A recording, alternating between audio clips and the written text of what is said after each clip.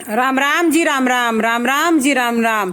भक्तजनों, आज हम आपको धुंधली मोक्ष और धुंधकारी मोक्ष की कथा सुनाएंगे। श्रीमद् भगवत को सुनाने और सुनने से भक्त और श्रोताजन श्री कृष्ण भगवान के समान विभूति प्राप्त करते हैं, जिनको सुनकर मूढ़, सट, पशु पक्षी सभी पाप रहित हो गए। तब अन्य महात्मा पुरुषों की तो बात ही क्या है। इस भगवत कथा से कौन कौन पवित्र होते हैं। तब संत कुमार जी बोले, जो मनुष्य पाप आत्मा, सदा दुराचारत, क्रोध, अग्नि से युक्त और कामी, सत्य से हीन, माता पिता के दोषी, पाखंडी, घमंडी, हिंसक, वो सब इस भगवत कथा के सुनने मात्र से पवित्र हो जाते हैं। अब मैं तुम्हें पुरातन इतिहास का वर्णन बताता हूँ, जिसके सुनने मात्र से ही पापों का नाश हो जाता है। तुंगभद्रा नदी के किनारे पर एक सर्वोत्तम नगर था। वहां पर आत्मदेव नाम का एक तेजस्वी ब्राह्मण अपनी पत्नी धुंधली के साथ रहता था। धुंधली बहुत ही सुंदर थी। सुंदरता के कारण उसे बहुत घमंड था, परंतु वह क्रूर और कलह प्रिय भी थी। दोनों के कोई संतान नहीं थी, इस कारण दोनों दुखी रहते थे। तब ब्राह्मण ने संतान उत्पत्ति के लिए अनेक धर्म कार्य किए, जैसे गोदान, भूमिदान, स्वदान, परंतु सब निष्फल हुआ, क्योंकि जिस व्यक्ति के संतान नहीं होती वह सभी उपाय करता है। एक दिन ब्राह्मण दुखी होकर घर को छोड़कर वन को चले गए। तब रास्ते में उन्हें उस ब्राह्मण को एक सन्यासी महात्मा मिले। तब ब्राह्मण ने उन महात्मा को प्रणाम किया। तब महात्मा से पूछा, ब्राह्मण तुम क्यों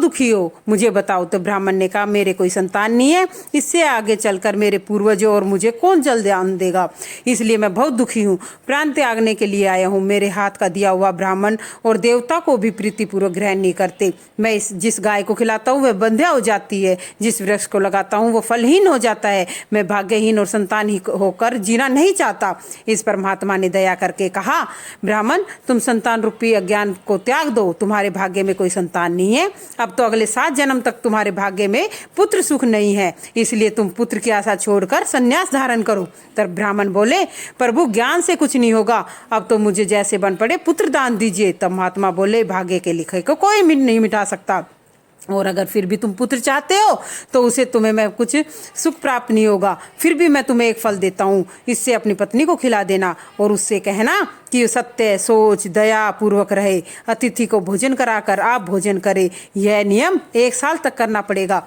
तब तुम्हें एक बहुत उत्तम पुत्र प्राप्त होगा। सन्यासी उस ब्राह्मण को फल देकर चले गए। तब ब्राह्मण ने घर लौटकर पत्नी को फल दिया और सारी बात उन्हें समझा दी। तब ब्राह्मणी ने सोचा, यदि मैं इस फल को खाऊंगी तो मेरे पेट में बच्चा आ जाएगा और मुझे बहुत कष्ट सहना पड़ेगा, पर सब कष्ट बहुत मुश्किल है, और फिर यदि बच्चा हो गया तो उधर से निकलेगा तो बहुत कठिनाई हो गई और मेरे प्राण भी जा सकते हैं, मेरी सुंदरता भी खराब हो जाएगी। अगर बच्चा भी हो गया तो उसका लालन पालन करना पड़ेगा, जिससे मुझे बहुत मुश्किल होगी। ये सारी बातें सोचकर उस ब्राह्मणी ने वो फल अपनी गाय को खिला दिया।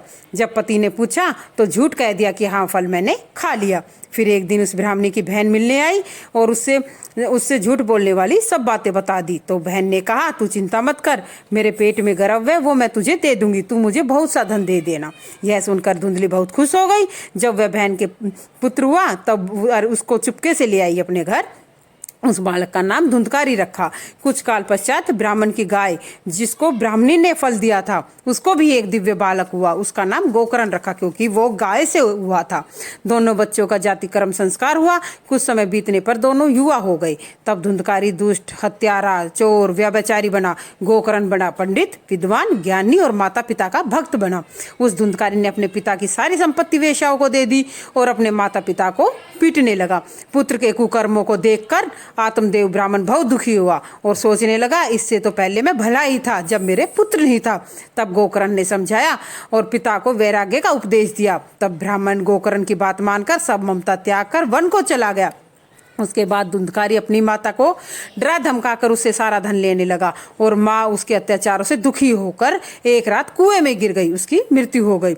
तब गोकर्ण तीर्थ यात्रा पर चले गए। तब धुंधकारी वेश्यागमन करने लगा। एक दिन धुंधकारी ने वेश्या के कहने पर बहुत सा धन चुराया।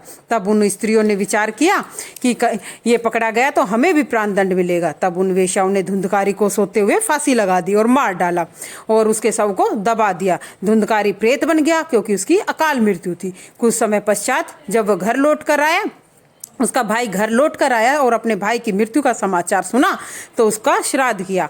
एक दिन गोकर्ण अपने घर में सो रहे थे, तब आधी रात को धुंधकारी प्रेत के रूप में गोकर्ण को डराने लगा। तब गोकर्ण ने पूछा, तुम कौन हो, प्रेत हो या राक्षस, सच सच बताओ। तब वो प्रेत रूपी धुंधकारी रोने लगा। उससे बोला नहीं जा रहा था, उसको संकेत में समझाने लगा। तब गोकर्ण ने अंजलि में जल भरकर और मंत्र पढ़कर उसके शरीर पर छिड़का, जिससे उसके कुछ पाप नष्ट हो गए, जिससे वो बोलने लगा कि मैं तुम्हारा भाई धुंधकारी प्रेत हूँ, मुझे इस योनि से मुक्त करो। तब गोकर्ण ने कहा, मैंने तो तुम्हारे उद्धार के लिए पिंडदान और श्राद्ध किया है, फिर भी तुम्हारी मुक्ति क्यों नहीं हो रही।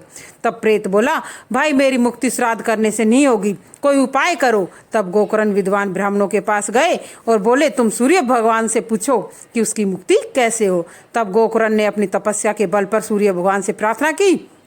तब सूर्य भगवान ने कहा कि श्रीमद् भगवत कथा से अधोगति प्रेत योनि वाले धुंधकारी का उद्धार होगा। तब गोकर्ण ने भी श्रीमद् भगवत आरंभ की। तब धुंधकारी प्रेत वहां आकर एक 7 गांठ के बांस के नीचे वाले छिद्र में प्रवेश करके कथा सुनने लगा। और संध्या काल में जब उस दिन की कथा समाप्त होती, तब बांस की एक गांठ तड़तड़ाकर फट जाती।